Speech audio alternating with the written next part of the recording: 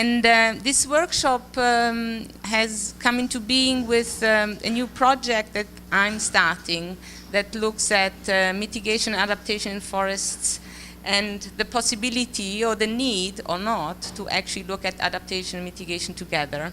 And so we thought it'd be nice to have a workshop where we gather experts to talk about what is going on in Brazil in terms of results from REDD and some adaptation outcomes, and discuss some of these issues and potential for synergy. So I really look forward to hear the presentation today. Obrigado, Mônica. Essa não vai ser a única palestra em inglês, mas vai ser, a Mônica vai apresentar o seu trabalho também mais tarde. Mas o nosso seminário foi vislumbrado na época que a Mônica estava organizando a sua pesquisa de campo com a Leandra. Cadê a Leandra? Que está trabalhando com ela na pesquisa em Mato Grosso, visando essa integração das preocupações de política pública e de ações de implementação a nível estadual e local e nacional dos acordos do clima associados tanto com mitigação quanto com adaptação. Adaptação sendo talvez o filho caçula dos acordos, não tendo tido os avanços que seriam necessários em termos tanto de definição de políticas públicas quanto de envolvimento de atores sociais na definição de que significa adaptação para eles e como que essa questão pode ser abordado em termos de comportamentos daqui para frente, que seria o imperativo de adaptação em diferentes contextos. E nosso trabalho tem focado principalmente em rede na área amazônica. Então, nosso enfoque nessa pesquisa também tem sido na questão de adaptação em comunidades que são afetadas por mudanças climáticas em áreas de floresta. Mas acredito que haverá uma ênfase maior em questões de política de adaptação em outros biomas brasileiros, e a gente não deve restringir nossa discussão hoje necessariamente somente a Amazônia, onde talvez os intempéries climáticos não tenham sido tão exacerbados recentemente como em São Paulo e outros estados da Mata Atlântica, onde a gente está enfrentando sérios problemas resultando da falta de água, falta de ajuda do São Pedro para as políticas de abastecimento e de geração elétrica, entre outros problemas gerados. Então, a nossa estrutura aqui, vocês receberam todos a programação. Nós vamos ter 2 painéis de manhã e um painel na parte da tarde. O painel na parte da manhã deve ser constituído agora, e eu também vou continuar falando, que eu vou ser o primeiro palestrante. E o primeiro painel é focado em experiências que são abordadas por nossa pesquisa com o CIFOR, mas também por políticas públicas, tanto do Ministério do Meio Ambiente quanto do Ministério de Ciência e Tecnologia. Nós temos palestrantes dos órgãos públicos. A Nelcilândia está aqui? Não. Está chegando. Então, e a Elizabeth Sherrill, que é do Ministério de Ciência e Tecnologia, e eu e Sven Wunder vamos fazer as nossas apresentações.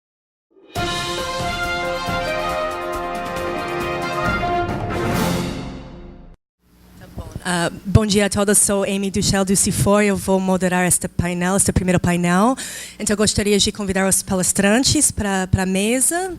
O primeiro palestrante é o Peter May, que é, obviamente, todo mundo conhece o Peter, é professor aqui e coordenador de muitas coisas, muitos programas que nem dá para nomear. Mas o mais importante para o CIFOR é que o Peter e CPDA é a razão que o CIFOR está no Rio de Janeiro, através de uma parceria por vários anos que a gente segue renovando e que tem sido muito frutífera para nós, realmente. Então, é um grande parceiro e eu vou deixar ele agora fazer a apresentação. Obrigado de novo. Então, eu vou fazer uma pequena, breve apresentação da evolução de políticas públicas que tem a ver com rede e adaptação às mudanças climáticas no país, reconhecendo os apoios que foram dados para esse evento do NCT, PEPED, da Rural do Rio, da Social Science Research, o que é? Economic and Social Research Council, da Inglaterra, da Universidade de Leeds, CIFOR, que já foi apresentado, a Sociedade Brasileira de Economia Ecológica, EcoEco, da qual eu sou presidente atualmente, a entidade Redes aqui no CPDA, que gere nossos recursos, junto com o CIFOR, e o CPDA, nosso curso na Universidade Federal Rural. Só para traçar um pouco do histórico das emissões de gases de efeito de estufa no Brasil, a gente tem do mais recente inventário, que foi publicado de forma preliminar em 2009, mas terminou sendo a última palavra sobre o assunto, só foi até 2005, e a gente sabe que houve um declínio grande depois disso, mas mesmo assim é evidente a grande importância que tem o setor agropecuário e a mudança de uso da terra e florestas sobre as emissões totais que o Brasil tem para evidenciar para o Acordo do Clima. E dos anos de 94 para 2005 só cresceu. No ano 2010 foi apresentado pelo governo Lula em Copenhague uma proposta de redução de emissões até 2020, em que grande parte das reduções iriam ser feitas através de redução de desmatamento. No Cerrado, 40% do desmatamento do que seria tendencioso numa linha de base que foi calculada na época, e 80% da redução seria obtida na Amazônia, um total de 21% dos 36 a 38,9% de redução de emissões relacionada com a tendencial. E também o setor agropecuário teria uma parte importante nisso, que é através da política de agricultura de baixo carbono, plano ABC, seria implantada através de crédito diferenciado, uma série de ações de práticas, boas práticas agropecuárias, particularmente pecuárias, em recuperação de pastos e integração lavoura-pecuária, etc. Então, a gente pode ver que, em termos de desmatamento, efetivamente, houve uma redução dramática na área desmatada anualmente na Amazônia durante esse período de 2004 para atual, né? Agora teve um ligeiro aumento em 2013, talvez associado com a finalização da revisão do Código Florestal, em que certo sinal de liberação de atividades, de abertura de novas áreas de produção na Amazônia. Mas a redução de desmatamento foi realmente dramático e considerado um sucesso de política de rede, embora o que é a relação entre política e resultado pode ser questionado. a gente pode olhar para uma linha de tempo em ações que foram assumidas tanto pelo setor público como por atores privados que se investiram e outros países, inclusive na criação do Fundo Amazônia, no projeto Juma, o Pacto de Desmatamento Zero, que envolveu 9 das principais ONGs e levou a essas propostas de desmatamento zero líquido como sendo o mote da política pública.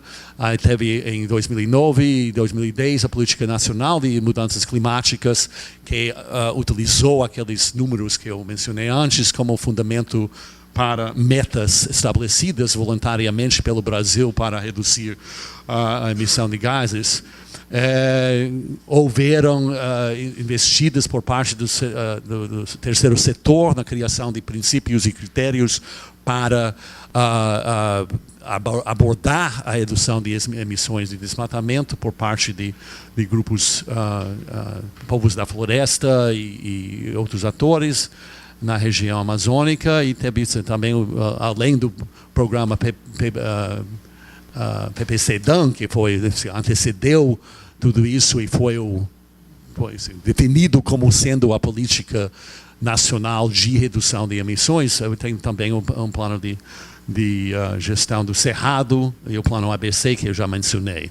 Tem recursos externos que estão sendo voltados para esse esforço e começou realmente a definir uma estratégia nacional de rede nesse período final de 2011, enquanto ao mesmo tempo o Congresso estava debatendo propostas de lei para a rede e para pagamento de serviços ambientais. Já no final da década passada, já estavam com 50 projetos pilotos em curso de alguma coisa relacionada com rede, não necessariamente com nome rede, que nome rede associado com projeto terminou sendo um problema para várias entidades, porque teve muito levantamento de expectativa sobre o que poderia vir a ser envolvimento da sociedade num projeto desse. Seria assim, o pagamento seria garantido pelo mercado de carbono e todo mundo iria ser ressarcido para parar de desmatar. Mas assim, não é exatamente assim. E o que está sendo efetivamente implementado são programas voltados mais para grupos de baixa renda, como a Bolsa Verde, a Bolsa Floresta, e alguns projetos do Fundo Amazônia que também abarcam em pagamentos, mas a maioria estão voltadas mais para preparativos, né, para readiness, se chama, para preparar para poder implementar uma eventual estratégia de rede que até agora não foi definida. Nós estamos ainda no processo de contribuir a uma NRED, né, que está na primeira versão. Estava na primeira versão por algum tempo e agora realmente com um pouco mais pressa, porque o governo tem a obrigação pelo Acordo de Varsóvia de produzir uma estratégia nacional de rede que abarca todos os diferentes módulos que foram concordados em Varsóvia no ano passado. Então, a gente teve avaliações das ações que foram realizadas, indicando que a repressão ao desmatamento tem sido efetivamente, razoavelmente efetivo, né? Porque reduziu, mas esse não necessariamente garante a governança dos recursos florestais a longo prazo a nível local. Então, que se está se estruturando em torno de rede, realmente é a implementação da nova legislação florestal, pela CAR, do PRA, do CRAR, que a gente tem discutido exaustivamente com nossos colegas do Ministério recentemente. Então,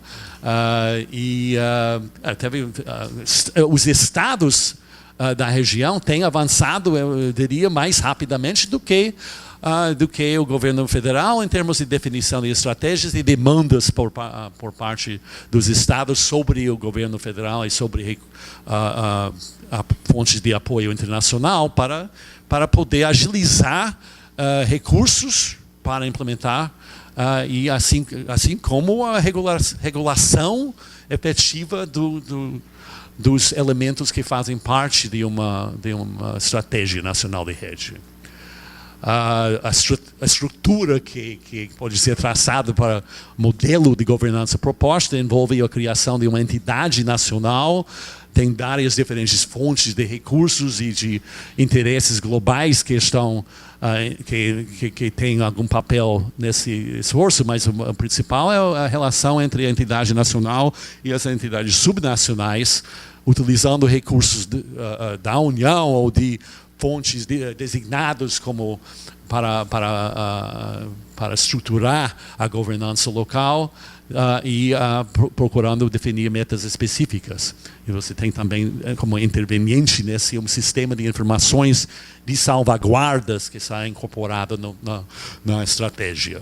Aí tem um grupo que vai se responsabilizar pelo monitoramento do cumprimento das salvaguardas e um grupo técnico que dá apoio para as ações que são implementadas pelos vários ministérios e secretarias estaduais e municipais. Mas o que a gente vê é que, embora o Brasil tenha mostrado uma redução dramática das emissões, em termos, particularmente, quase todo devido à redução de desmatamento, não por outras áreas, o mundo não está mostrando o mesmo esforço. E o mundo não para de aquecer. E isso implica que a gente está num rumo planetário que vai para, assim, um pouco locked in de um processo de aquecimento. Não tem muito para voltar atrás nos modelos que têm sido desenvolvidos pelo IPCC, que na última versão que foi publicado em 2013, mostra que haverá um aumento de pelo menos 2 graus daqui para assim, uns 20 anos, ou mais para 2050, talvez. E muito desse aquecimento tem seu alvo países como o Brasil, né, que está previsto de ter aumentos superiores a 2,5 graus de longo prazo. Então a gente está vivendo calamidades públicas como a perda de 1.000 vidas na região serrana devido a chuvas torrenciais durante uma noite que arrasaram a região serrana e várias comunidades do Friburgo, Teresópolis, etc. Muito pela forma em que se ocupa essas áreas e que criam situações de risco à vida, à propriedade muito dramáticos. As diretrizes do Plano Nacional de Adaptação, que está ainda em processo de discussão como parte do Programa Nacional de Mudanças Climáticas, é que a gente tem que entender melhor o que são as vulnerabilidades a que a sociedade está sujeita. Não tem muito conhecimento adequado sobre o que significa vulnerabilidade à mudança climática.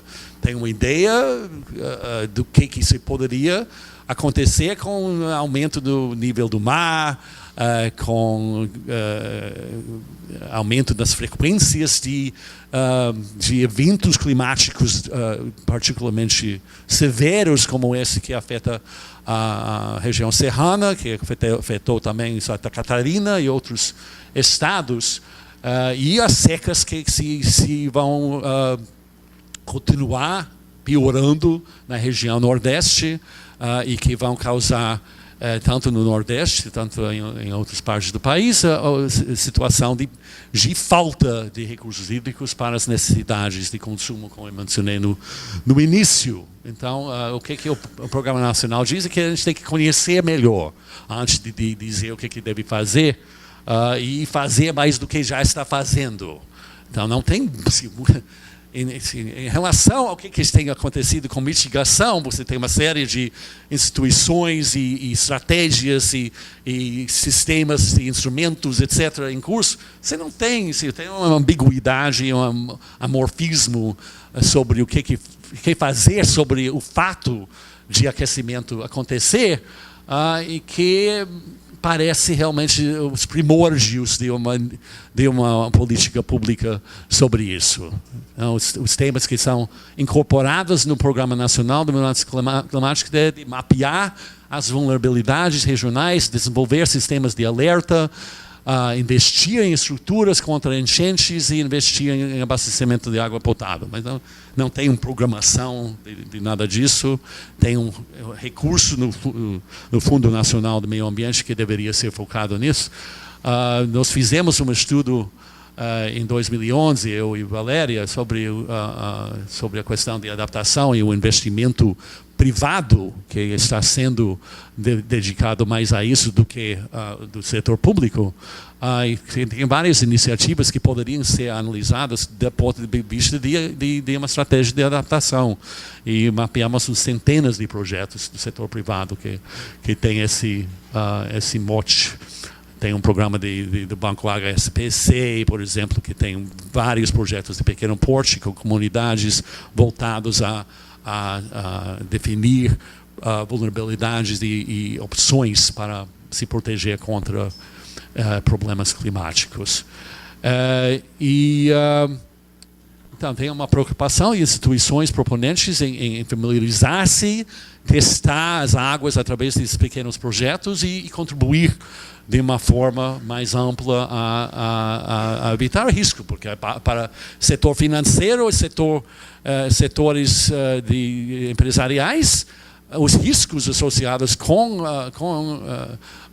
aquecimento global são muito severos e vão significar perdas de lucratividade. Então, há uma razão muito clara associada com o bolso. Não é somente bonzinho o banco querendo se investir nessa área.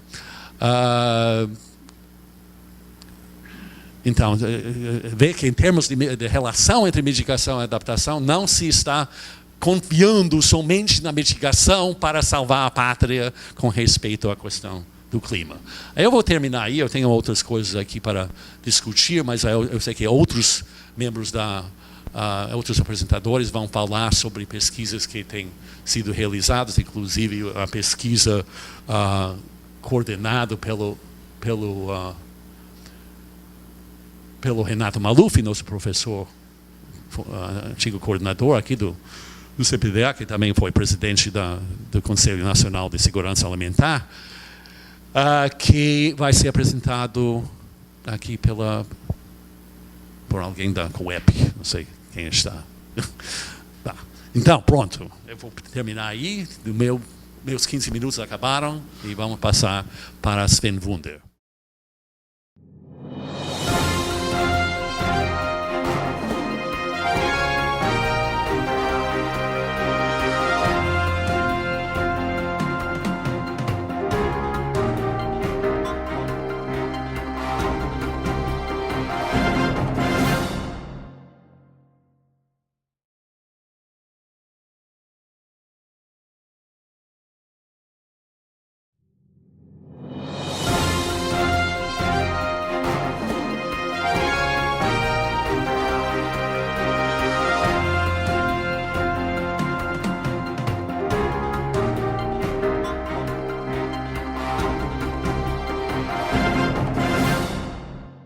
Microfone para o Sven Wunder. Sven é economista principal do CIFOR, tem trabalhado para o CIFOR desde 2000. Bastante tempo. Ele é reconhecido especialmente para o trabalho dele sobre pagamentos para serviços ambientais, além de outras coisas. E vai dar uma palestra hoje sobre esse assunto. Obrigado, Amy. E como a Amy já disse, eu trabalhei muito no tema de PSA e não tanto em adaptação, de fato. Então, a minha abordagem aqui nessa palestra, ela é um pouco mais conceitual e estou me baseando em um artigo que escrevemos 2 anos atrás, vendo um pouco o relacionamento que poderia ter entre o pagamentos por serviços ambientais e adaptação, que co-benefícios poderia o PSA ter para a adaptação. E basicamente o PSA é uma ferramenta de mitigação. Ela tenta de criar uma adicionalidade em serviços ambientais. Isso pode ser na área de câmbio climático, mas pode ser em outras áreas. Pode ser uma mitigação de degradação de recursos hídricos, por exemplo, recursos recreativos, o que seja. Se vamos um pouco para definições,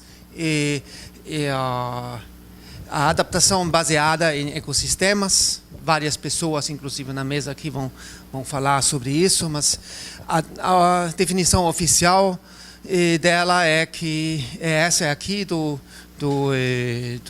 CBD, que se refere a que essa adaptação é o uso de biodiversidades e de serviços ambientais como parte de uma estratégia geral de adaptação para ajudar pessoas a se adaptar a efeitos adversos de câmbio climático, digamos.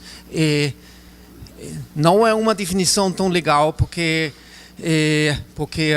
contém de fato todas as palavras do lado esquerdo que se pretende explicar na explicação. É mais uma, digamos, uma extensão do conceito, mas dá uma ideia do que estamos falando. Qual seria então? Essa? Tá. Eu vou ficar com esse. Obrigado.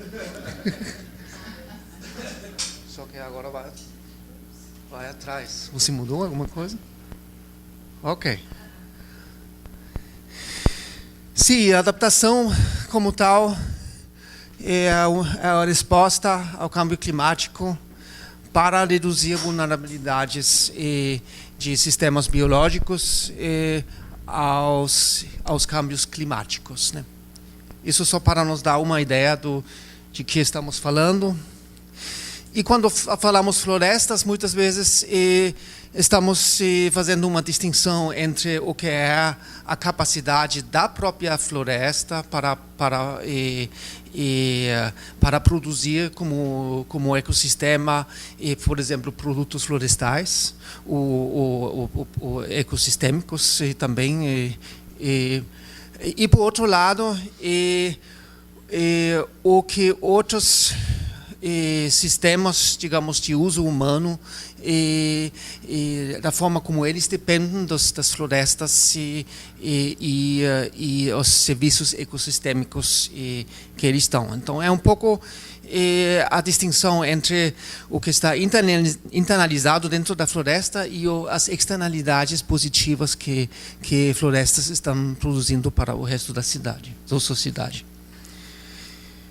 Então, só para voltar à eterna definição de PSA, eu fiz uma proposta lá em 2005 e acabo, de fato, em um artigo co-editado pelo Roldan, que está aqui para Ecological Economics, fazer uma ligeira modificação, digamos, nessa definição, mas estamos falando de uma transação voluntária entre usuários e provedores desses serviços, que é condicional, e isso talvez digamos, analiticamente o ponto forte e o ponto especial dessa ferramenta. Mas antes eu tinha colocado condicionados em provisão de serviços, mas de fato vemos que quase todos esses esquemas dependem de regras sobre recursos de como manejar os recursos naturais, né?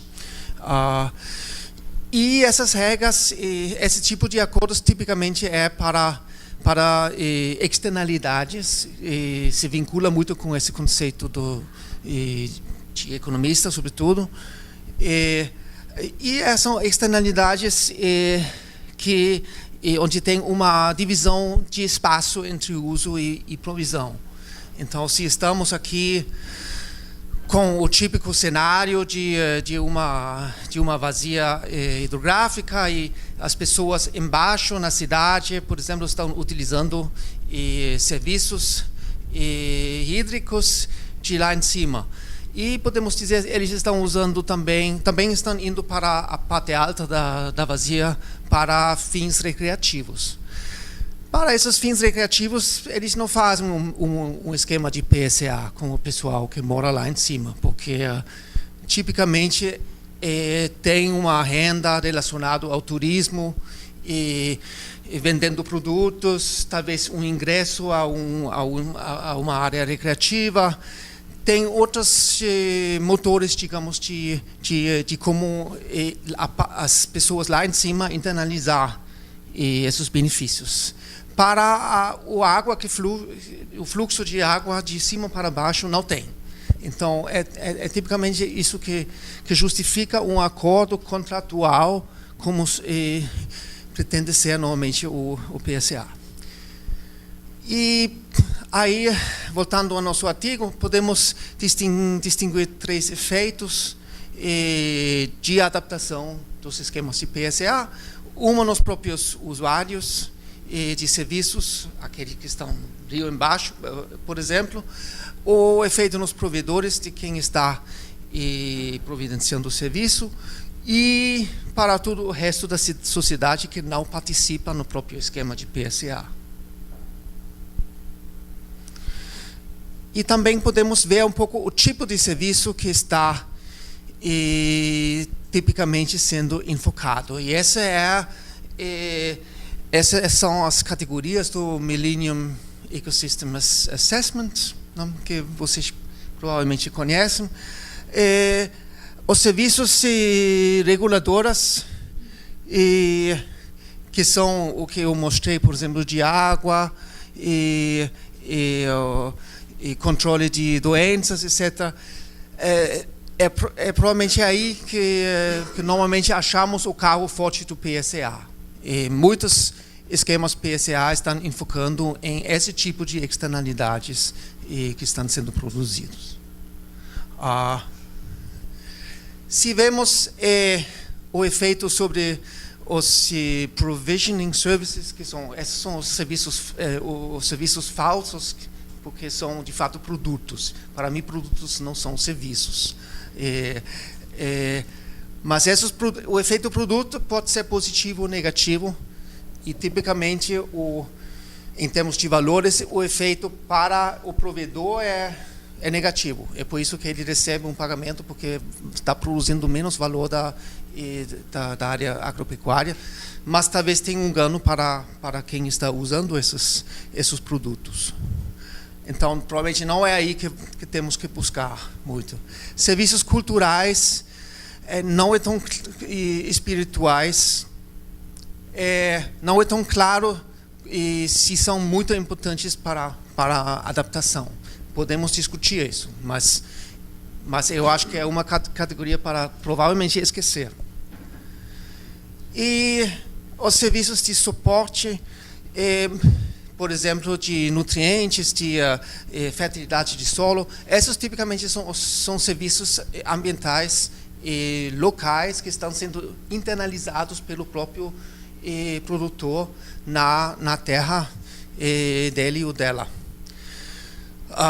E aí tipicamente pode ter co-benefícios se eles estão relacionados com as externalidades que estão sendo providenciados. Então, eu já estou chegando ao final da minha palestra. Quais seriam as sinergias entre o PSA e a adaptação baseada em ecossistemas? Acho que provavelmente o mais importante são co-benefícios que podem ter sido internalizados pelo lado do provedor de serviços, porque muitos serviços de alguma forma vêm em pacote. Se eu estou protegendo floresta, eu vou ter água limpa, eu vou muitas vezes ter a proteção de inundações e eu vou ter a biodiversidade e eu vou ter mais carbono que os usos alternativos. Tipicamente não é exatamente nos mesmos lados da paisagem que tem os picos, digamos, desses serviços, mas tem uma correlação positiva. Eu vejo como menos co-benefícios de produtos da floresta, porque tipicamente no âmbito brasileiro são menos que na Ásia e na África, você tem uma dependência de renda florestal, de renda de produtos florestais. Então, acho que vai ser menos importante, mas tem exemplos, e a gente fez uma análise recentemente da Bolsa Floresta no estado de Amazonas, e é claro que nessas reservas de desenvolvimento sustentável, a estratégia claramente vamos preservar esse serviço, mas também queremos preservar o estoque de madeira e de pesca e de animais para caça que vocês têm. Então, tem sinergias também, pelo menos em alguns cenários. E, claro, os próprios pagamentos também poderiam aumentar a capacidade. Eu tenho mais dinheiro, mais capital financeiro para fazer coisas. Tipicamente, os pagamentos não são tão altos, então é um efeito provavelmente menor. Que tal, digamos, a adaptação pelo lado dos usuários de serviços ambientais?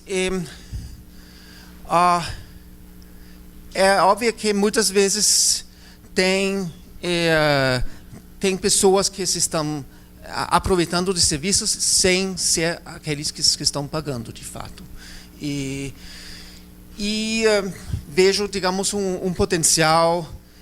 Vemos na Mata Atlântica agora, por exemplo, muitos esquemas de PSA de água e que também está providenciando outros serviços, como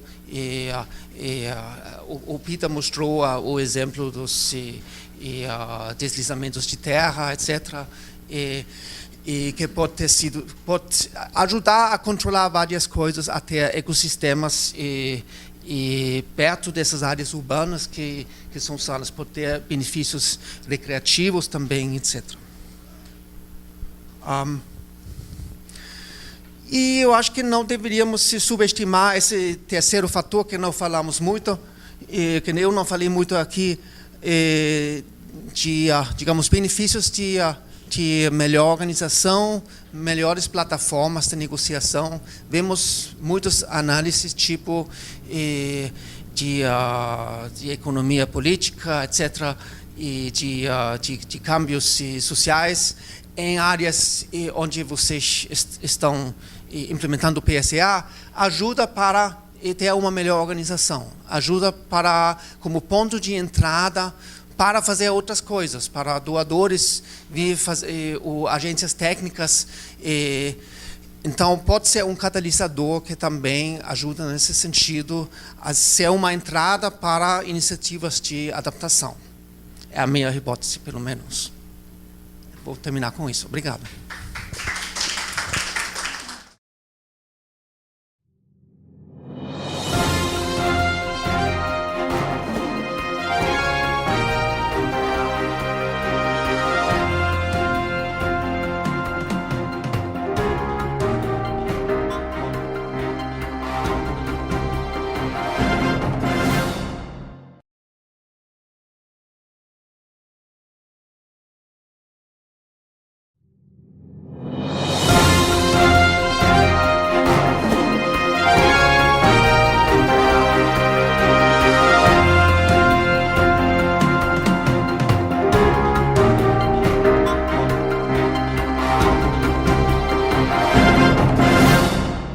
Agora é um prazer apresentar a Nelcilândia Oliveira. Ela é especialista em adaptação, que trabalha no Ministério do Meio Ambiente, na Secretaria de Mudanças Climáticas. Está participando na construção do Plano Nacional de Adaptação. Então, estamos ansiosos para aprender um pouco mais sobre isso. Então, bom dia a todos. Eu vou falar um pouquinho sobre a adaptação em florestas no Brasil no contexto de construção do Plano Nacional de Adaptação. Então, como a colega apresentou aqui, eu trabalho na Secretaria de Mudança do Clima, na Diretoria de Adaptação à Mudança do Clima, e a gente está num processo de construção do Plano Nacional de Adaptação, depois de um contexto de elaboração da Política Nacional de Mudança do Clima. Eu vou passar bem rápido, porque eu acredito que a maioria dos presentes conhece um pouco esse contexto, e os colegas anteriores mencionaram. Na governança de mudança do clima no Brasil, a gente tem como principais órgãos o Comitê Interministerial de Mudança do Clima, que é coordenado pela Casa Civil da Presidência da República. E a gente tem um grupo executivo, que é coordenado pelo Ministério do Meio Ambiente, e alguns grupos de trabalho, que trabalham com... tem o GT Registros, e agora, mais recentemente, o GT Adaptação.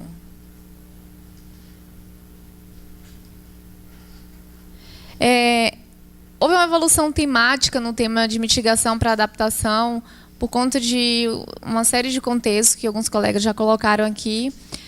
A gente teve, em 2008 e 2009, o Plano e a Política Nacional de Mudança do Clima. Em 2010, a gente teve o decreto que regulamentou a Política Nacional de Mudança do Clima, definiu a sua operacionalização por meio de planos setoriais de mitigação e planos setoriais de adaptação. Os planos setoriais que existem hoje, eles são muito mais focados em mitigação.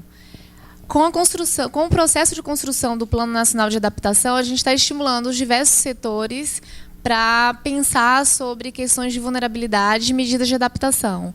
Hoje, o que a gente tem é o Plano Nacional, o Plano Setorial de Saúde, é o plano que está um pouco mais avançado em algumas medidas de adaptação, e o Plano ABC, de Agricultura de Baixo Carbono, que já faz uma introdução de alguns aspectos relacionados à adaptação, mas ainda precisa avançar um pouco mais. Então, essa evolução temática de mitigação para adaptação ocorreu um pouco nesse contexto da publicação do Atlas Brasileiro de Desastre Natural, em 2012, onde foi apresentado um comparativo da ocorrência de desastres entre a década de 90 e a década de 2000, e foi constatado que a maioria desses eventos de ocorrência de desastres se concentraram na década de 2000, numa proporção de 80 a 20. E tem uma ressalva que eu acho que é importante fazer aqui, que é a questão do registro de desastres, né? Então, talvez não seja tão fidedigna essa informação. Algumas publicações de cientistas, né, do INPE, diversos segmentos com relação a impactos da mudança do clima, independentemente da redução ou não de emissão, trouxe luz a uma questão importante, que seria o enfrentamento da adaptação. Então, no Ministério do Meio Ambiente, foi criado em 2013, dentro da Secretaria de Mudança do Clima, o Departamento de Adaptação, e logo em seguida foi criado, dentro da governança de mudança do clima, no âmbito do grupo executivo, foi criado o GT Adaptação, que hoje é coordenado pelo Meio Ambiente e pelo Ministério da Ciência e Tecnologia.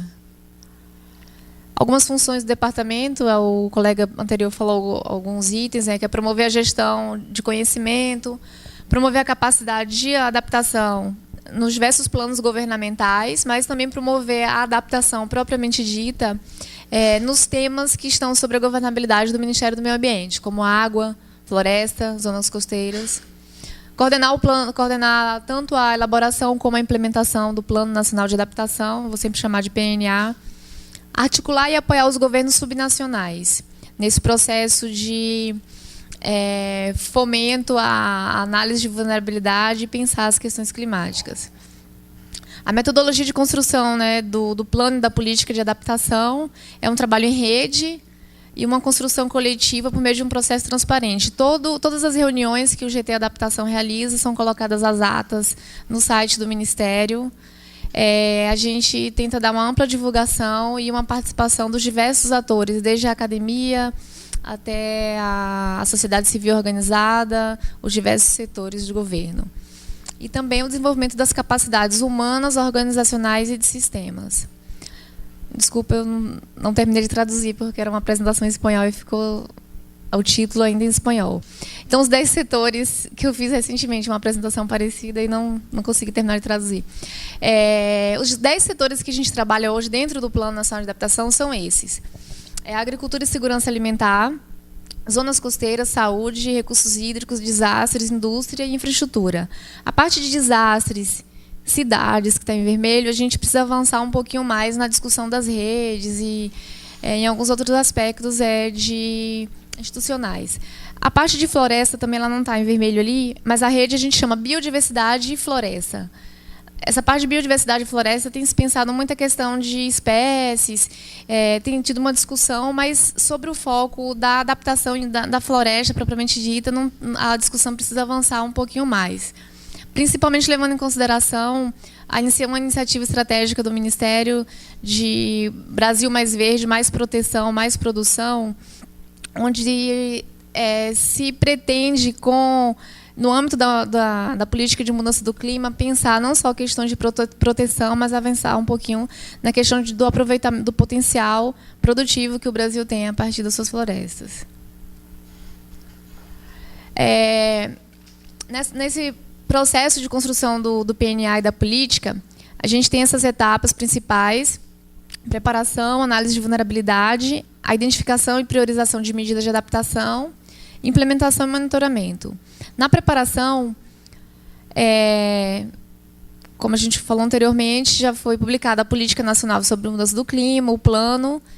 E no Plano Nacional de Mudança do Clima, ele é muito focado em mitigação, né? Ele traz algumas diretrizes para adaptação e é o que a gente está tentando fazer agora na elaboração do plano de adaptação. Os outros itens a gente já falou. A gente trabalhou muito no ano de 2013, final de 2013 e início de 2014, nessa parte de nivelamento de conhecimento entre os setores, difusão de conhecimento, sensibilização dos diversos ministérios, estabelecimento de algumas parcerias com o Fórum Brasileiro de Mudança do Clima, parcerias com a Rede Clima, parcerias com o setor privado, WRI e outros atores. Na análise de vulnerabilidade, a gente está nessa fase, nesse momento. A gente tem feito alguns cursos de capacitação, feito alguns estudos para identificar quais as metodologias mais adequadas para análise de vulnerabilidade. A gente fez um framework para orientar os setores. Na fase de identificação e priorização de medidas, a gente já começou também a avançar um pouco. A gente elaborou um estudo para a identificação de critérios para priorizar medidas de adaptação. Ele está no nosso site também. A gente, em parceria com a Fundação Getúlio Vargas, a gente elaborou uma série de subsídios técnicos, vários estudos em várias temáticas relacionadas ao Plano Nacional de Adaptação, e está tudo disponível no site. A gente fez também um mapa preliminar de setores e áreas prioritárias, com base nas informações que estão disponíveis na literatura, mas ainda precisa passar por um processo de discussão e validação com os diversos setores. E a gente já começou a trazer um olhar sobre o plano plurianual, para tentar identificar algumas medidas de adaptação já existentes no plano e poder, de alguma forma, já conseguir catalisar essas sinergias que existem com ações de desenvolvimento e ações de adaptação. Na implementação já existe, o Fundo Clima tem apoiado já algumas medidas a nível local, os governos locais têm implementado algumas medidas de adaptação e alguns ministérios setoriais, considerando a análise que a gente fez no plano plurianual, a gente também já identifica uma série de ações de implementação, medidas antecipatórias. E monitoramento e avaliação, a gente precisa avançar um pouco mais ainda. Aqui eu já falei, então, ano de 2014, a gente pretende, no nosso cronograma, até o final desse ano, dezembro, mais ou menos, ter uma primeira versão do Plano Nacional de Adaptação. Em 2015, a consulta pública. Uma rápida caracterização do setor florestal no Brasil. 54% do território ele é coberto por florestas. Essa área de floresta no Brasil é a segunda maior área de floresta do mundo, atrás apenas da Rússia. Aproximadamente 17% do território brasileiro é constituído por unidades de conservação. E o Brasil detém cerca de 30% das florestas tropicais do mundo. Então, entre toda a área de floresta do Brasil, 53%, Desculpa, 98% é constituído de florestas naturais e apenas 1,55% de floresta plantada. Então, um grande potencial aí para a gente pensar na questão de recuperação de áreas degradadas. A distribuição por biomas. Então, daqueles 463 milhões de quilômetros quadrados, de hectares, 308 é de florestas públicas, e o restante de florestas privadas, ou seja, uma relação de 77% para florestas públicas, 33% para florestas privadas. Então, aqui é um gráfico que coloca as florestas nas propriedades privadas por tipo e condição do produtor. Acho que nesse item aqui eu achei interessante que sistemas agroflorestais tem um peso relativamente interessante aqui nessa composição. Aqui são áreas das florestas brasileiras distribuídas por categoria de uso prioritário. Então, para a produção, hoje a gente tem um pouquinho menos de 10%. Produção considerada as florestas nacionais, estaduais e florestas plantadas. Para a proteção dos solos e recursos hídricos, que seriam as áreas de APP, tem esse valor aqui em torno de uns 25%. Conservação da biodiversidade, serviços sociais e multiuso. Então, conservação da diversidade são algumas estação ecológica, reserva biológica.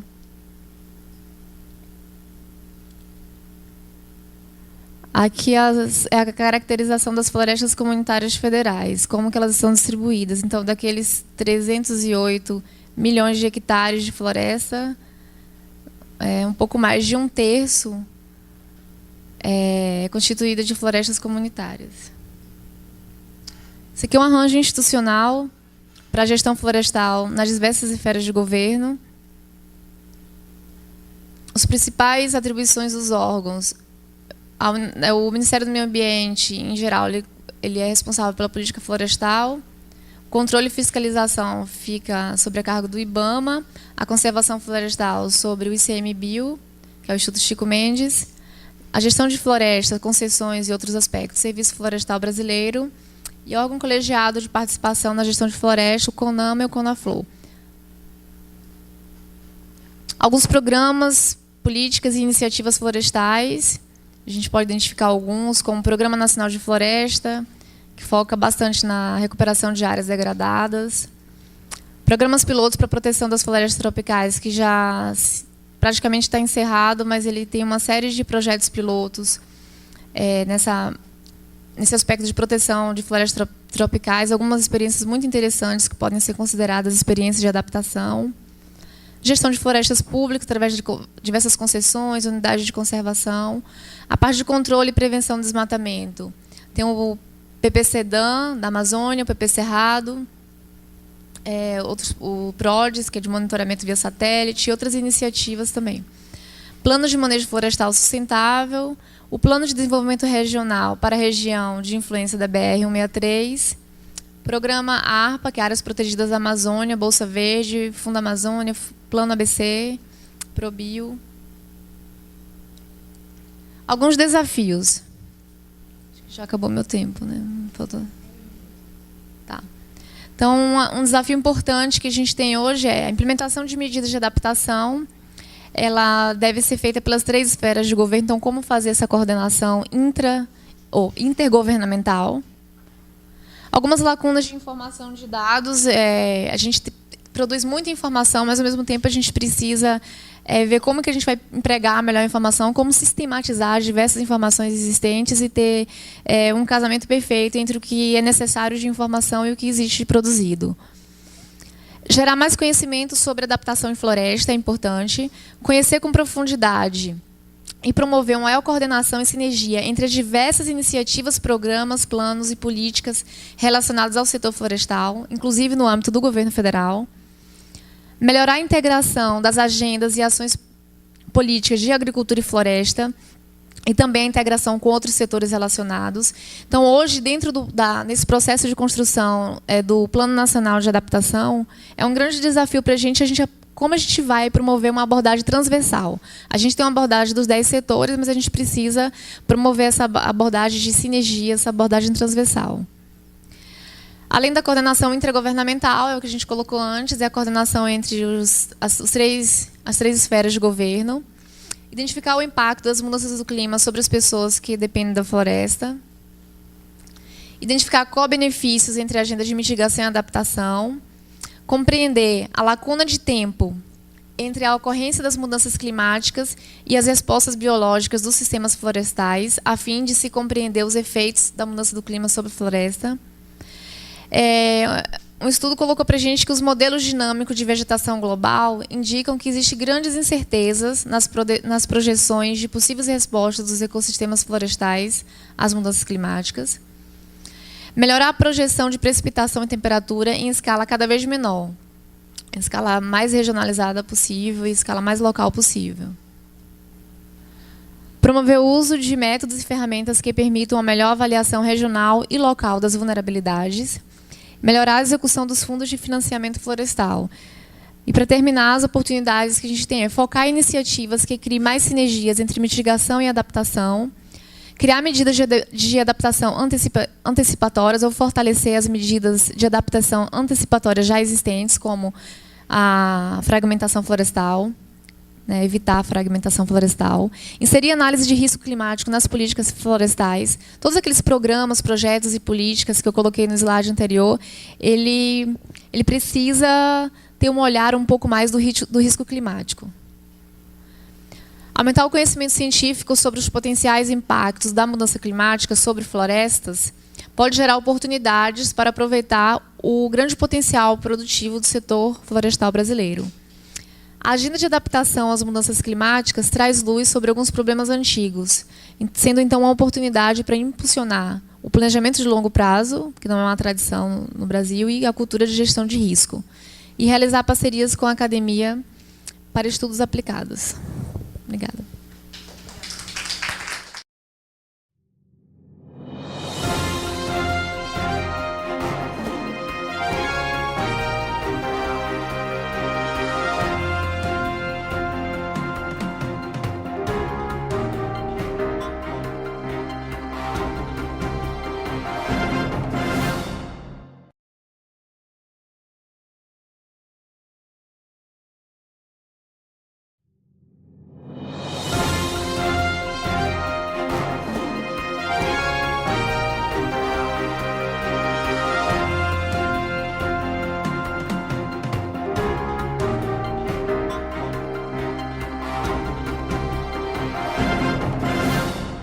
Gostaria de apresentar a última palestrante desta sessão, a doutora Elizabeth Scherl, que ela está representando a Secretaria de Políticas e Programas de Pesquisa e Desenvolvimento do Ministério de Ciência, Tecnologia e Inovação. Ela é coordenadora do projeto que vai ser apresentado hoje. Bom, eu vou falar sobre um projeto do MCTI, financiado pelo GEF na Mata Atlântica. Bom dia, antes de mais nada, né? Desculpe. Que não é especificamente sobre mitigação e adaptação, mas eu acho que vai contribuir para isso. O objetivo do projeto é recuperar e preservar os serviços ecossistêmicos associados à biodiversidade e à captura de carbono na floresta em zonas prioritárias da Mata do corredor sudeste da Mata Atlântica. Qual? Bom, ele vai utilizar uma abordagem de manejo florestal sustentável para produzir múltiplos benefícios, especialmente os benefícios de captura e manutenção de estoque de carbono relacionados ao uso da terra, mudança do uso do solo e silvicultura e da biodiversidade. Vai complementar esforços dos governos estaduais de proteção das unidades de conservação e vai incentivar a participação de proprietários de terras privadas no manejo sustentável da paisagem, através da promoção de atividades de restauração ecológica e regeneração natural. O projeto tem 3 componentes. O componente 1, que é de responsabilidade do MCTI, vai fortalecer a capacidade institucional para manejo e monitoramento dos estoques de carbono e da biodiversidade. O componente 2, que é um componente também já de PSA, tem o objetivo de incrementar os estoques de carbono na bacia do Rio Paraíba do Sul, tanto no Rio de Janeiro, Minas Gerais e São Paulo. Em Minas, ele vai se utilizar do Bolsa Verde. No terceiro componente, vai haver um trabalho nas unidades de conservação fora da bacia do Rio Paraíba, tentando incrementar a efetividade e a sustentabilidade financeira dessas unidades. E ela vai acontecer só em São Paulo, esse terceiro componente. Bom, o arranjo institucional do projeto é o seguinte: nós temos o GEF como financiador, o BID como agência do GEF, né? A Finatec, que foi escolhida como órgão executor dos recursos, que é quem administra financeira e fiduciariamente o projeto. E aqui nós consideramos todos esses atores parceiros estratégicos, sendo que o MCTI é o coordenador geral do projeto. São Paulo, Rio de Janeiro e Minas, todos nós somos parceiros estratégicos nesse mesmo projeto. E nós vamos assinar um acordo de cooperação técnica para esse efeito. Em São Paulo, nós temos 2 instituições, né? No Rio também, a CEA e a CEAPEC, a Secretaria de Agricultura, e o INEA. E em Minas nós temos a SECTES, a SEMAI, o IEF, que é o Instituto Estadual de Florestas, e a Fundação Unesco Hidroex, que é uma fundação de águas do governo de Minas. E as partes interessadas. As partes interessadas são importantes porque a implementação dos componentes 2 e 3, que são de PSA, vai implicar na participação do governo municipal e local e até estadual, claro, e organizações da sociedade civil que tenham presença ativa na área do projeto. Tanto é que as áreas e os locais de intervenção vão ser definidas com os próprios municípios e as partes interessadas, que vão participar também no monitoramento e na comunicação das atividades do projeto. A governança do projeto vai se dar através de um comitê de coordenação institucional que vai ser criado através de portaria do MCTI, que preside esse comitê. Membros com direito a voto são todos aqueles dos estados, e cada estado vai poder indicar um titular e um suplente ao comitê de coordenação institucional. Em cada estado vai ser criada uma unidade de gestão do projeto, tá? Para consolidar todos os documentos e ações em cada estado, porque são muitas instituições, né? Bom, eu vou falar do componente 1 agora, que é de responsabilidade direta do MCTI, e a gente vai desenvolver a pesquisa necessária para mensurar e monitorar estoques de carbono e associá-los à biodiversidade. Ou seja, isso é inédito, isso é pesquisa mesmo, porque até agora a gente, mesmo para a Mata Atlântica, não existem sistemas de monitoramento de carbono. Ah, tá bom. Não dá para ver. Que o projeto, o MCTI vai criar uma plataforma virtual, uma espécie de observatório para o projeto, em que não só os atores vão poder ver, e o público em geral, o que está acontecendo no projeto, mas os atores envolvidos vão poder inserir dados. E aí vocês vão entender melhor quando eu falar sobre o monitoramento do projeto. Bom, para monitorar as mudanças do projeto, na área do projeto e avaliar os resultados, o componente 1 vai desenvolver e operacionalizar um sistema de monitoramento de carbono e biodiversidade, tá? Que é uma coisa inédita que a gente vai tentar fazer, associar o incremento de sequestro de carbono com o que está acontecendo em termos de biodiversidade. Vocês vão entender melhor depois que eu explicar um pouquinho como é que isso vai ser feito. Além de monitorar e avaliar o projeto como um todo, e também comparar as iniciativas de PSA nos 3 estados e realizar avaliação de impacto econômico do projeto inteiro ao final, para ver se os recursos do GEF foram bem aplicados, se o projeto foi bem sucedido, etc. Isso vai fornecer informações sobre os métodos e estratégias utilizadas no projeto. Também vai ter um componente de capacitação, que a gente vai capacitar gestores estaduais e federais, além de envolver fundações estaduais de pesquisa e a Fundação Unesco Hidroex, que é uma fundação de águas do governo de Minas. Bom, o componente 2, que é um componente de PSA, vai ser implantado na bacia do Rio Paraíba, contemplando as áreas de maior potencial para aumento de estoques de carbono.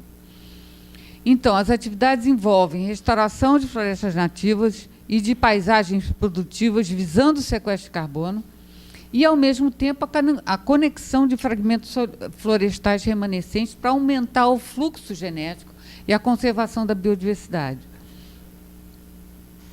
O projeto vai implementar 2 modalidades de intervenções de PSA, um de conservação e um que a gente está chamando de uso múltiplo, porque vai recompensar, né, conservação das florestas, restauração ecológica e conversão produtiva de pastagens e terras degradadas para usos alternativos com maior armazenamento de carbono. O PSA, o desenho do PSA vai variar de acordo com o componente do projeto e o estado em que ele está sendo implementado. Os provedores vão ser selecionados entre os proprietários possuidores de imóveis rurais elegíveis, e eu vou falar os critérios daqui a pouco, e localizados nas áreas abrangidas, que manifestam interesse, né, em executar as recomendações do projeto, que vão ser elaboradas por técnicos de extensão rural e da assistência técnica. Quer dizer, na verdade, são os proprietários que vão determinar quanto das suas propriedades eles estão dispostos a mudar as técnicas, né? E aí isso vai ser critério de elegibilidade. São elegíveis, né, os proprietários que primeiro tem que ter comprovada a relação legal com o imóvel, não pode estar inscrito no CADIM estadual, no caso de São Paulo, e no Rio de Janeiro vai ficar a critério de edital. E também tem que comprovar a inscrição do imóvel no CAR e ter adesão ao programa de regularização ambiental, caso não estejam integralmente habilitados legalmente.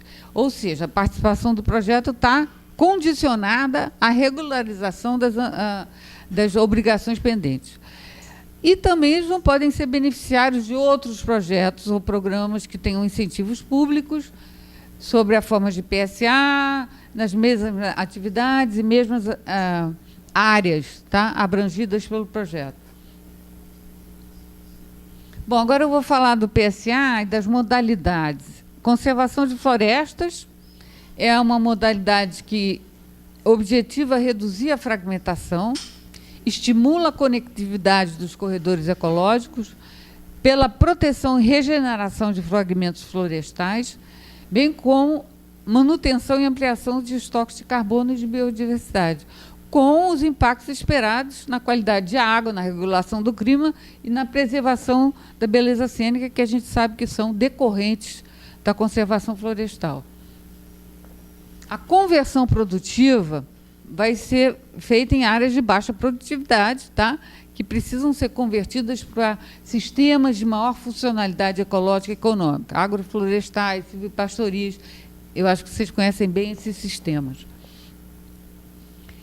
E o projeto irá fornecer incentivos econômicos, a ideia é essa, que permitam a mudança da matriz do uso do solo. O uso múltiplo de restauração ecológica está focado em estimular e recuperar e aumentar a conectividade entre os fragmentos florestais, reduzindo o efeito de borda e aumentando as áreas de floresta, ao mesmo tempo sequestrando mais carbono, e estimulando a recuperação de áreas ripárias de alta importância para a conectividade e restauração de serviços associados aos recursos hídricos e de conservação da biodiversidade. Então, nós vemos que o projeto realmente tem a intenção de produzir múltiplos benefícios, tanto em termos de água, quanto de biodiversidade, quanto de carbono. Bom, os valores vão ser proporcionais à área abrangida pelas práticas incentivadas e aos benefícios deles decorrentes. No caso do PSA Conservação, o valor a ser pago em cada contrato será definido num processo de leilão reverso, ou seja, os proprietários vão fazer uma proposta do que eles querem fazer na área deles. E aí vai ter uns critérios de elegibilidade, que eu vou falar daqui a pouco, que vão ser priorizados para ver quem vai entrar, né, no esquema. No caso do uso múltiplo, são os editais de chamada que vão definir a fórmula de cálculo. Os critérios de priorização das propostas, no caso do PSA de conservação, porque lembra que é por leilão reverso, ainda faltam 2 minutos, ai meu Deus, e da áreas participantes, no caso do uso múltiplo, ainda tem muita coisa para falar, serão estabelecidos previamente divulgados em cada edital. Tá? Os critérios ambientais, existem critérios ambientais e socioeconômicos para elegibilidade. Primeiro, a importância da área para a conectividade da paisagem. Não sei se vocês já ouviram falar dessa metodologia, mas é uma metodologia de Metzer, que ele usa a teoria de grafos para ver quais fragmentos são mais importantes para conectar, enfim, a paisagem para o fluxo genético e de até a fauna. Também a importância para a conservação da água, por exemplo, incluindo localização, mananciais de abastecimento, APPs hídricas, áreas ciliares, etc. Critérios ambientais, priorização de áreas com maior acúmulo e sequestro de carbono. No uso múltiplo, o que vai determinar é o grau de adesão ao projeto técnico recomendado, porque os técnicos de extensão rural vão estabelecer um projeto técnico, então a gente vai priorizar os proprietários que vão assumir o compromisso no maior percentual dos seus imóveis. No PSA Conservação, serão as seguintes áreas contíguas, estou tentando correr um pouquinho, apresentadas em grupos de produtores ou associações comunitárias, áreas descontíguas, porém na mesma comunidade, tá? E áreas em propriedade individual que ofereçam um maior percentual de conservação em relação à área total do imóvel.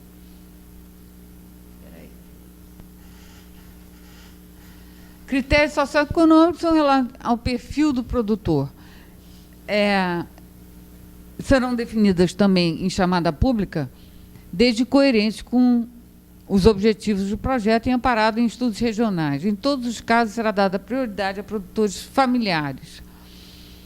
O Rio de Janeiro a gente vai trabalhar com o programa Rio Rural, que já tem 12 municípios abrangidos e que esse programa vai ser expandido.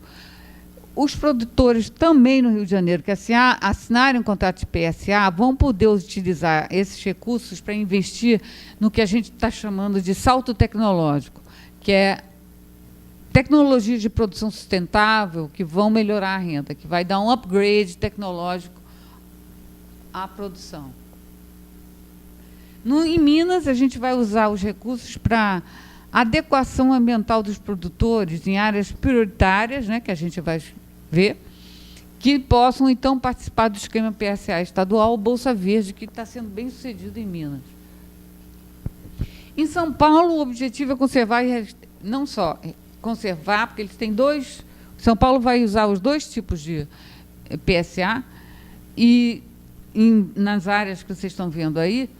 Então, no caso do uso múltiplo, eles vão principalmente focar nas atividades de pastagem degradadas e tentar converter elas para florestas de produção, sistemas silvipastoris, ou o que se chama de pastagens ecológicas. Agora, o componente 3 vai ocorrer só em São Paulo e é bastante complexo, eu vou tentar falar bem rápido. Ele vai ser aplicado em zonas de amortecimento, de áreas de conservação de proteção integral ou em uso sustentável, e vai tentar incentivar uma mudança de comportamento através da conscientização e de incentivos dirigidos principalmente a famílias de baixa renda. A estratégia é tentar combinar mecanismos de gestão de áreas protegidas e incentivos de mercado para aumentar as unidades de conservação. Vão ser estabelecidas aproximadamente 65 mil hectares novos e manter a Mata Atlântica em zonas de amortecimento, com ênfase nas áreas que constituem corredores ecológicos. Os instrumentos de mercado que vão ser utilizados são PSA, e aí, no caso, eles vão usar conservação de floresta e restauração ecológica, a certificação, que pode ser RFA ou outro equivalente, apoio a cadeias de valor sustentáveis e assistência técnica também a produtores que podem adotar práticas sustentáveis no futuro. Esses instrumentos, associados ao fortalecimento institucional das UCs, vão ser acompanhados pela avaliação do Management Tracking Tool, tá? Que, em geral, o GEF recomenda isso, mas foi desenvolvido pelo WWF. Também haverá incentivos à criação de RPPNs. Quando o proprietário que decidir criar uma RPPN nos fragmentos que ele usou lá para o PSA, vão receber um bônus ao final do projeto. E tem como objetivo propiciar a continuidade do PSA. É bom eu falar que em todos os estados vai ter os recursos do GEF vão ser utilizados para procurar formas de sustentabilidade financeira para o PSA, para que não fique totalmente dependente dos recursos do GEF. Inclusive, o projeto vai ter uma duração de 5 anos, mas o PSA mesmo, acho que no Rio de Janeiro vão ser 2 anos e em São Paulo um pouco mais, mas a ideia é que eles sejam treinados para achar meios de financiar o PSA para além da vida útil do projeto. Bom, eu estou acabando, tá? Só para dizer onde é que vai ser isso, zonas de amortecimento do Parque Estadual de Serra do Mar, e esses municípios, né? Isso aí é o PSA, é o componente 3 de São Paulo. E também que vai ter muita participação comunitária, porque todos os esquemas de certificação e de pagamentos por serviços ambientais vão ter o envolvimento da comunidade, para que eles se sintam coproprietários né, para que eles realmente participem da gerência do que está sendo feito e, né, se sintam participantes. Não é uma coisa que não seja top-down, né? Pronto, eu acho que agora eu acabei. Ok.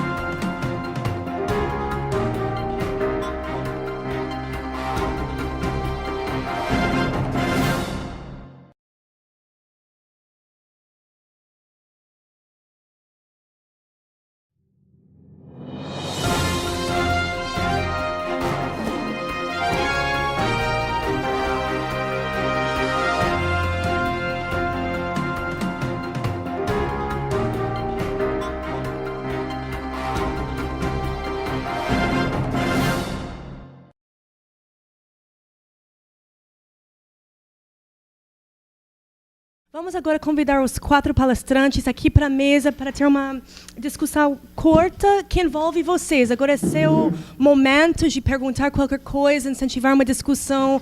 Os palestrantes também podem ter perguntas para os outros. Então, vamos fazer uma parte um pouco mais dinâmica agora para discutir essas ideias bem interessantes que foram apresentadas. Quem quer lançar a primeira pergunta? Meu nome é Roldan Muragian, da UF. Minha pergunta é para Elizabeth. Eu queria saber quais são os planos para envolver a academia, universidades no projeto. O MCTI vai fazer isso. Vocês estão me ouvindo? Não, né?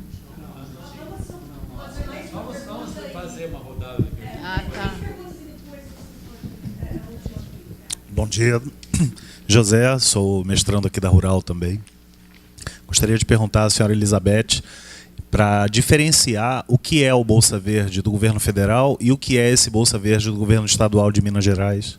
Como é que a gente ia envolver a academia?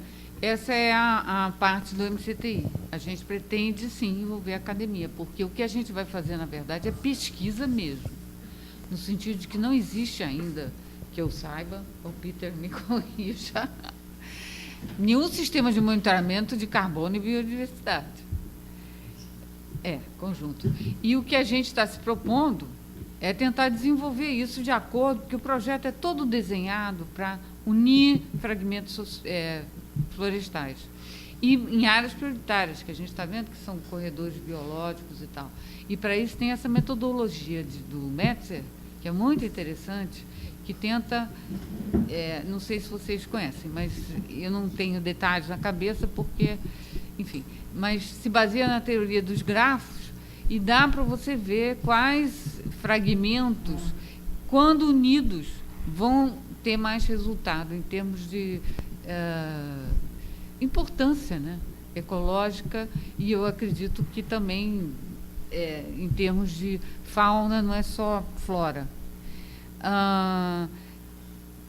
Mas, enfim, então a ideia é que a gente realize chamadas públicas e deixe realmente a academia se organizar.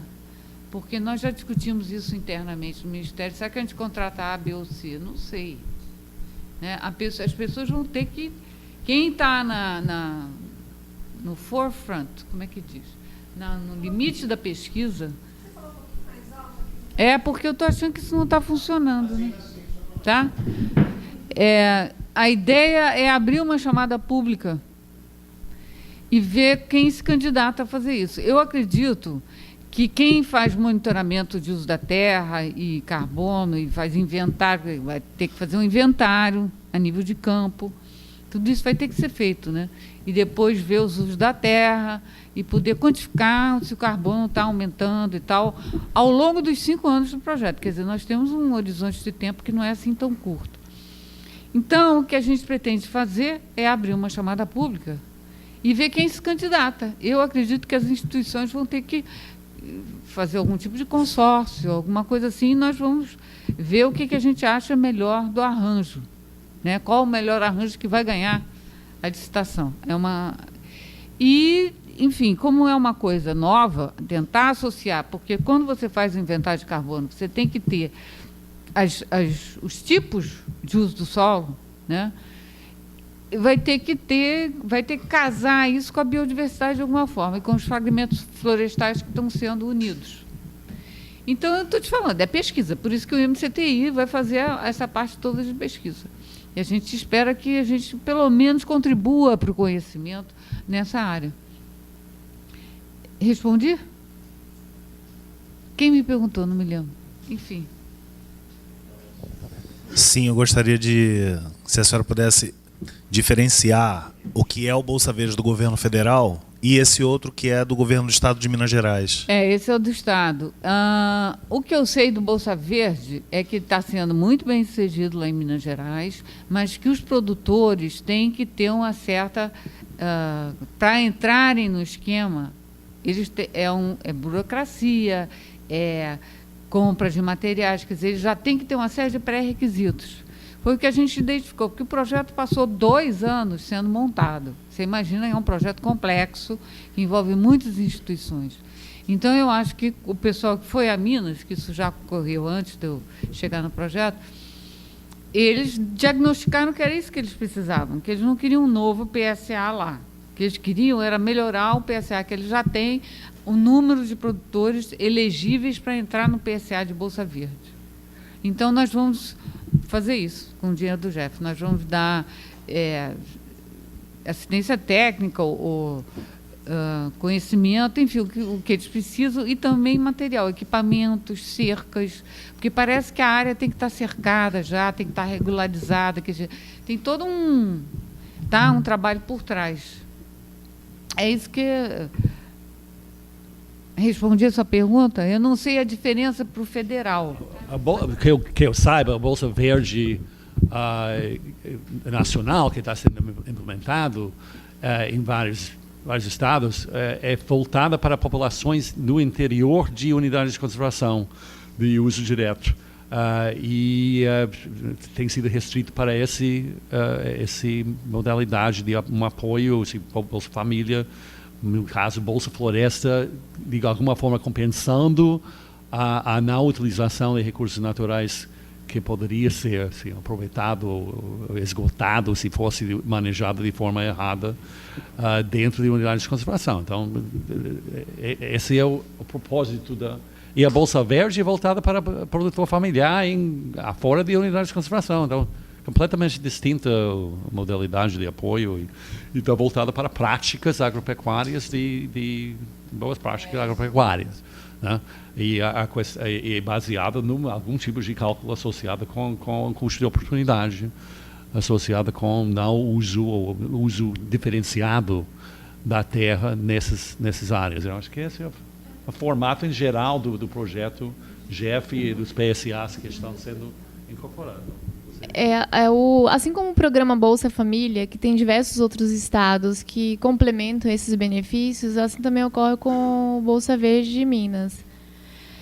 O Bolsa Verde do governo federal, ele foca não só em unidades de conservação de uso sustentável, mas foca também em assentamentos da reforma agrária, territórios ocupados por ribeirinhos extrativistas, populações indígenas e outras comunidades tradicionais. Então, tem um foco lá para famílias que se encontram em situação de extrema pobreza e está bem relacionado com o cadastro único do Bolsa Família. Então, os estados que implementam outros programas de Bolsa, Bolsa Verde, Bolsa Floresta, normalmente é numa linha de complementariedade. Muitas vezes se sobrepõe o público-alvo, mas outras vezes não. Quando se sobrepõe, se trata de uma política de complementariedade. Alguns estados, inclusive, começou primeiro do que o governo federal, como o estado do Amazonas. Tá, posso dar uma opinião. Eu posso falar no que diz respeito à política de adaptação. A gente enxerga como uma oportunidade de a gente fazer coordenação intra e intergovernamental. O tema adaptação, ele traz muitas oportunidades, né? Como aquela que eu falei, de você ter um olhar de longo prazo para as políticas. Como os cenários de mudança do clima são cenários de longo prazo, você também precisa começar a introduzir a cultura de gestão de risco e a cultura de cenarização. Então, da mesma forma, a integração de políticas ela é um grande desafio que, pelo menos no âmbito da Política Nacional de Adaptação, a gente pretende enfrentar. Por exemplo, esse primeiro olhar, essa primeira análise que a gente fez sobre o plano plurianual das ações do governo federal, a gente pode começar a identificar algumas sinergias e sobreposições. Esse desafio no âmbito intergovernamental, ou seja, entre as diversas esferas de governo, mas não só ações no sentido governamentais, mas também ações implementadas pela sociedade civil, pela iniciativa privada, que também, como você colocou, tem medidas de recuperação florestal e diversas outras medidas que contribuem para essa questão que está sendo discutida aqui. Então, realmente é um grande desafio. A gente espera que esse projeto aqui da Leandra, da Mônica, ele possa trazer algumas respostas que possam também ajudar o governo a pensar em estratégias, políticas e programas e formas de atuação para a gente criar a melhor sinergia possível de ações. Eu não sei se entendi bem na forma de desenhar o projeto PSA, que vocês vão fazer um leilão inverso, que eu acho uma metodologia bem interessante, mas vocês também querem como controlar o uso do dinheiro por parte do provedor de serviços. E a minha experiência é que é muito difícil, como na implementação de PSA, é muito difícil fazer essa exigência. E se vocês controlam, digamos, se vocês fazem um leilão inverso, vocês vão restringir muito a renta, o excedente econômico que o provedor vai ter, porque ele vai competir com outros provedores. Eu não entendi. Está funcionando isso, tá? Eu não entendi que você diz que o provedor a gente vai limitar a renda dele através do quê? Sim, do monitoramento? É o principal propósito de leilão inverso, de ter certeza de ter competitividade no lado de oferta de contratos. Sim. Se esse excedente é pouco e ainda está sendo, digamos, controlado para que se pode utilizar e para que não, vocês podem ter, no pior caso, digamos, muito pouco interesse e talvez interesse só de aqueles produtores que teriam feito conservação de qualquer jeito. E aí vem como a outra pergunta, como vocês Mas vão é por isso que é um controlar? leilão reverso. Porque eles é que fazem as propostas. Como? Não somos nós. É um leilão reverso, como Aham, você mesmo sim. disse. Então, eles fazem as propostas. Quer dizer, parte deles. Não, eu sei, mas como ferramenta vai ser menos excedente para o produtor, que se vocês colocam uma taxa por hectare fixa. Não, eu acho que o projeto não está fazendo isso. Tá. Então, o meu conselho era só, pode ser perigoso tentar de controlar o uso do dinheiro por parte do produtor. O que está acontecendo é que eles fazem uma proposta e o critério é a quantidade da terra dele que vai ser alocada ao projeto técnico, né? Que aí o projeto está determinando, quer dizer, através de vai haver um trabalho a nível de campo. As propriedades que fazem propostas vão ser inspecionadas, vai olhar muito bem o que você vai usar, que vai ser tudo contabilizado. Agora, é o produtor que está querendo isso, né? E aí ele vai, né, dizer o que ele vai, qual do sistema produtivo dele está disposto a mudar, né? E a gente vai ajudar conforme for. E vai haver um julgamento se ele tem possibilidade de fazer aquilo mesmo ou não. Entendeu? Não sei se eu estou respondendo, porque, inclusive, eles vão ajudar com monitoramento. A gente vai ter um monitoramento em nível de campo e esse monitoramento vai fornecer dados para o monitoramento geral do projeto, que quem vai fazer isso é a MCTI, mas a gente precisa dos dados de campo. Então, os proprietários rurais vão estar ali também ajudando a coletar dados. Quer dizer, tem que ser do interesse deles. Eu não entendo por que você acha que eles não iam ganhar o que ganhariam. Não foi isso que você colocou? Se eu vejo um perigo de não dar uma renda livre, digamos. Se o excedente não vai ser o que eles queriam que fosse. É isso? O modelo de leilão reduz a frouxidão nesse estimativa de custo. Vai ser bem mais perto do custo de oportunidade real do que uma coisa que você oferece, assim, um valor por hectare para qualquer coisa. E que se você restringe, mas se eles vão fazer a proposta, eles estão dentro do leque de possíveis aplicações, mas eles que têm que fazer um hectare para isso.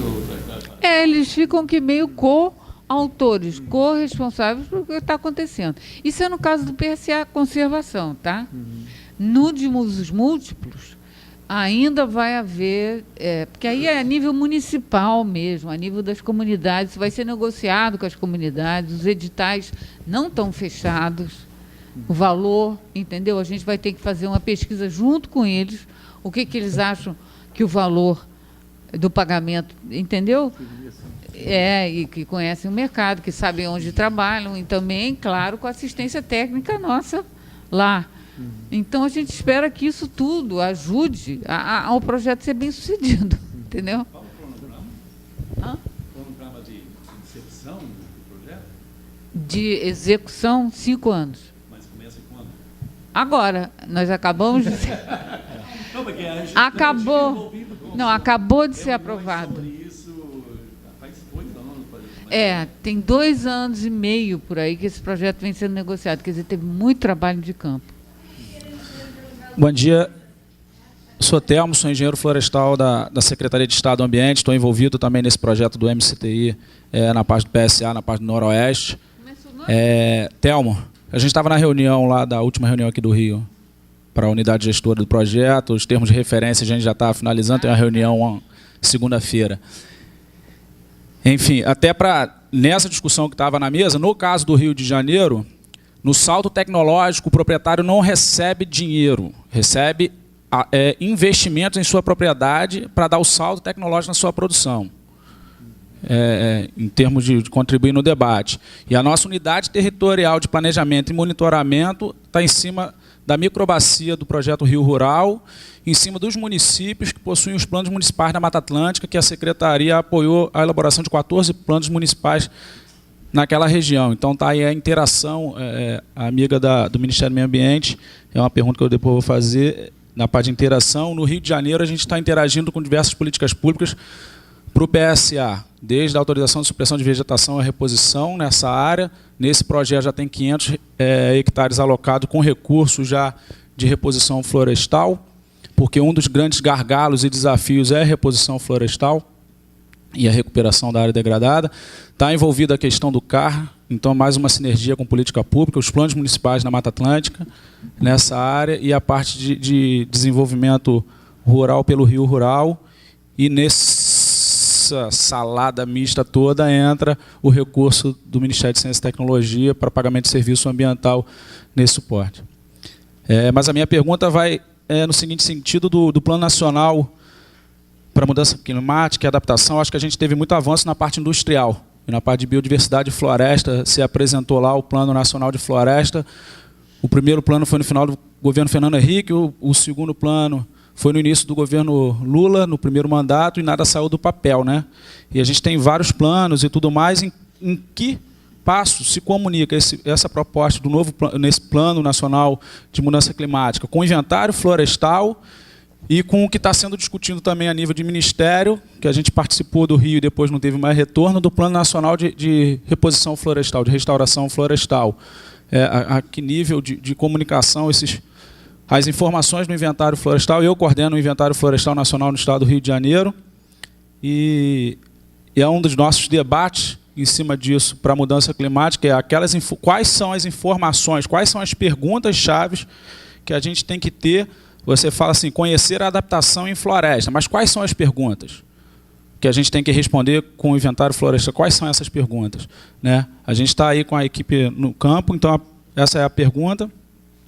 E a outra, qual é a estratégia a nível nacional e unidade territorial mínima para a implementação do plano de ação de mudança climática? Qual é essa unidade territorial? É o Estado? Se for o Estado, a gente vai continuar, mais uma vez, pulverizando recurso e resultados sem escala e sem resultado de fato, né?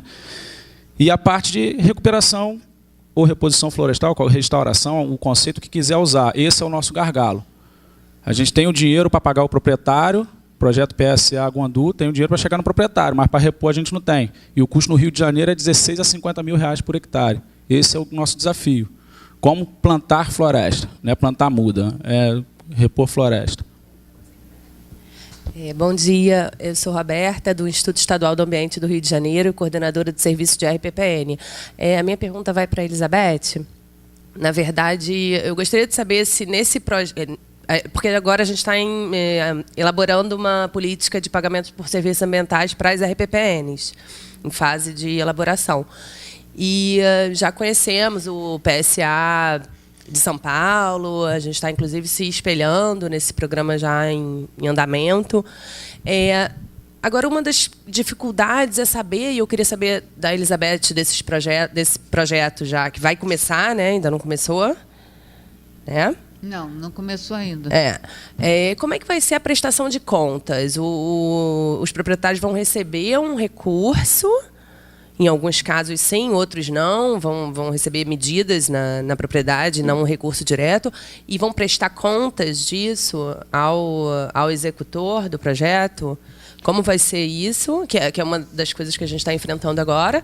E outra questão é também perguntar sobre o monitoramento desses PSAs, tendo em vista que o prazo do projeto é de 5 anos, né? 5 anos. Vai ter um monitoramento em nível de campo, né?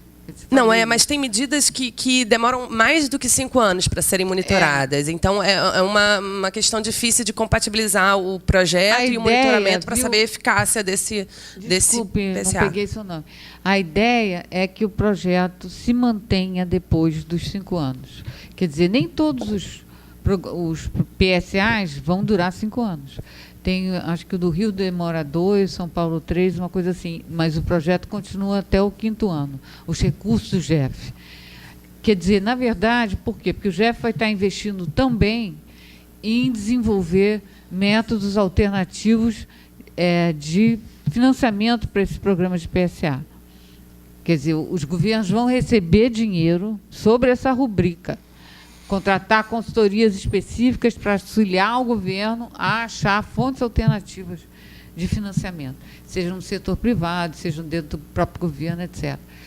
Então, essa é uma ideia para manter o esquema, né? E não ser assim, o GEF vai lá, enquanto o GEF está, tudo funciona, depois tira o dinheiro, desaba.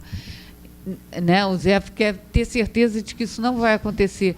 E os estados já têm recursos alocados para isso. Quer dizer, dentro das contrapartidas que foram oferecidas no projeto para os recursos do GEF, tem dinheiro para investir nisso. Então, isso já está acertado desde o início. Agora, não me lembro o que mais você perguntou.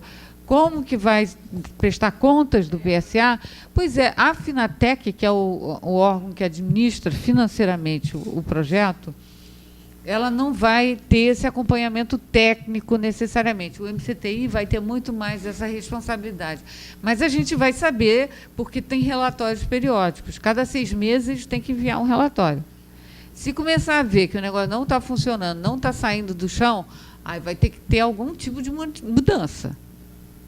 Porque o projeto é monitorado assim, bem de perto. Cada 6 meses a gente manda relatório para o GEF, quer dizer, através do BID, né? O BID é a agência implementadora dos recursos do GEF. Então, veja bem, e se a gente sentir que tem alguma coisa dando errado, vai ter que ser reavaliado. Inclusive, a gente teve um workshop aqui com os estados em março, só para discutir esse tipo de coisa também, além de outras. Então, decidimos que a gente ia criar em cada estado uma unidade de gestão do projeto, para que eles tivessem mais autonomia de justamente consertar essas coisas. Em vez de ter que mandar relatório semestral que vai para o GEF, que vai para não sei o quê, entendeu? Ou vai para o Comitê de Coordenação Institucional, que basicamente é a governança do projeto, porque o que vai para o GEF tem que estar aprovado pelo comitê, que vai para o BID e depois para o GEF. E o BID, na verdade, só dá não objeção. A gente consulta, porque eles têm todo um know-how, ajudaram a montar o projeto e tal. Mas, na verdade, o papel deles é só de não objeção. Então, a gente precisa ter uma estrutura de governança um pouco mais flexível para lidar com esses casos que a gente está vendo, que não estão dando certo e que precisam de ajustes. Então, você vai ter todo o pessoal nos estados que vai estar trabalhando com, assim, hands-on, como se diz em inglês, com o pessoal no campo, para saber o que está acontecendo, inclusive porque eles vão estar participando no monitoramento. Né? Então, a gente espera que isso... a gente vai ter um sistema, digamos assim, management of change. Como é que fala isso, Peter? É quando você ajusta os resultados do monitoramento, é uma coisa dinâmica. Você vê os resultados e já ajusta. A gestão de adaptação. É uma gestão adaptativa. Isso faz parte do projeto. Obrigada, Elizabeth. Vamos deixar a Nelsilândia responder ao colega atrás aqui. Qual é o teu nome? Telmo. Então, Telmo, o Plano Nacional de Adaptação,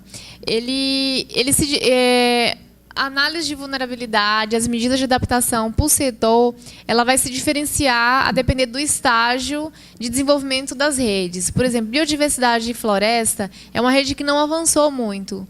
Então, assim, alguns setores dentro do Plano Nacional de Adaptação, ele vai chegar a um nível de detalhamento da análise de vulnerabilidade propriamente dita, e outros setores a gente não tem nem informação em dados necessários para fazer essa análise. Com relação ao inventário florestal, a gente ainda não está... A gente já fez várias reuniões com o Serviço Florestal, para a gente pensar em qual que vai ser essa melhor estratégia. A gente quer ampliar essa rede para ver quais são essas perguntas que a gente vai colocar dentro do plano. Então, em alguns setores, a gente já vai até apontar quais são as medidas de adaptação necessárias. Em outros, a gente vai apontar que não são medidas de adaptação, são medidas preparatórias, como a parte de bancos de dados, sistemas de informação. Em outras, a gente vai levantar as perguntas. Então, até queria te convidar, se você tiver interesse em participar desse grupo para ajudar a gente a pensar essas questões, seria relevante. A estratégia, qual vai ser a unidade territorial para a implementação do Plano Nacional de Adaptação? Depende do setor também. Então, a princípio, o Plano Nacional ele vai ter diretrizes mais gerais e algumas medidas de adaptação mais concretas para um caso ou outro. No caso da parte de gestão de recursos hídricos, está sendo desenhado esse modelo pela Agência Nacional de Águas, com outro grupo de trabalho lá, de diversos setores de governo. Então, provavelmente vai ser no nível de bacias. Mas assim, ainda não tenho certeza, porque está no processo de discussão. Então, a depender do setor, isso vai variar um pouco. Qual foi a tua outra pergunta mesmo? Como que os planos setoriais vão se alimentar ou retroalimentar com o Plano Nacional de Adaptação?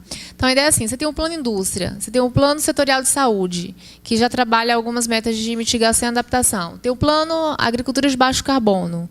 Então, a ideia é que esses grupos que estão agora discutindo a adaptação, eles vão desenvolver uma análise de contexto do setor, uma análise de vulnerabilidade dentro das variáveis que estiverem disponíveis para se fazer análise de vulnerabilidade e medidas de adaptação. Depois desse resultado, para cada setor, dentro do Plano Nacional de Adaptação, ele vai retroalimentar os planos setoriais, que já são planos setoriais de mitigação e adaptação, mas que não focam em adaptação. Então, essa é a estratégia. Obrigada. A gente tinha mais 5 perguntas, na verdade, aqui, mas estou sendo cobrada para encerrar a sessão, porque já estourou o tempo. Mas espero que vocês, com essas perguntas, o Ricardo, o Sérgio, aqui, podem conversar com os palestrantes no coffee break. Então, vamos fazer um aplauso para todos. Obrigada pela sua apresentação.